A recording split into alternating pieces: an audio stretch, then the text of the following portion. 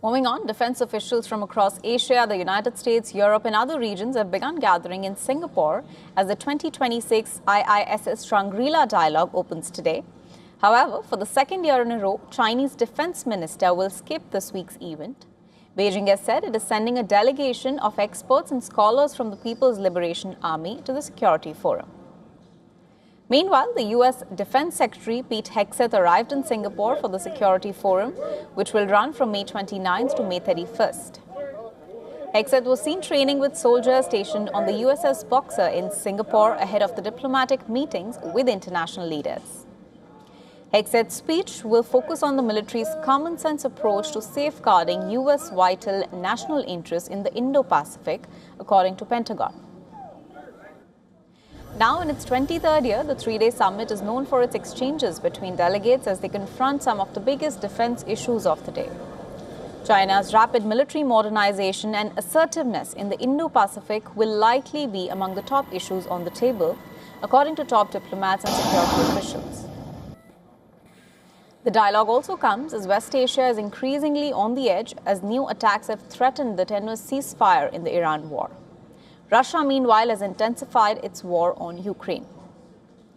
Meanwhile, South Korea has conveyed its willingness to engage in dialogue with Pyongyang, the foreign minister said, expressing expectations that the North would eventually respond to Seoul's efforts to establish peace on the Korean peninsula. As per local news, the minister said at this point there were no visible signs of North Korea returning to dialogue. The comments came following his meeting with Singapore's Foreign Minister Vivian Balakrishnan. Separately, Singapore's Foreign Minister also met his North Korean counterpart in Pyongyang during a rare working visit aimed at discussions on bilateral ties and regional issues.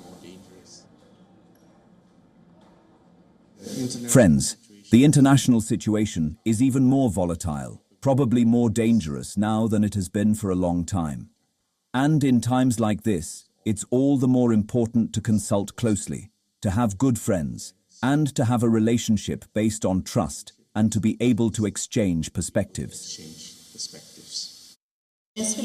We are fully convinced that this will serve as a meaningful occasion to inject new vitality into the ceaseless strengthening and development of the friendship and cooperation between Korea and Singapore under the leadership of the General Secretary of the Workers' Party of Korea.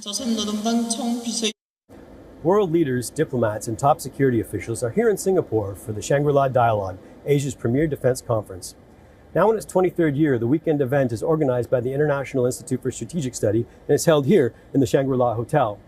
The conference is known for its frank exchanges between delegates as they confront some of the biggest defense issues of the day.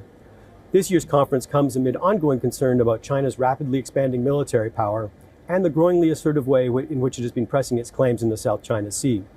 Those territorial claims have recently led to direct confrontations with the Philippines, Vietnam, and others. At the same time, many countries that are being represented here are becoming increasingly concerned about American priorities and their commitment to the Indo-Pacific region. There are also new worries that Washington may be softening its support for Taiwan, following remarks by President Donald Trump after his meetings in Beijing earlier this month with Chinese leader Xi Jinping.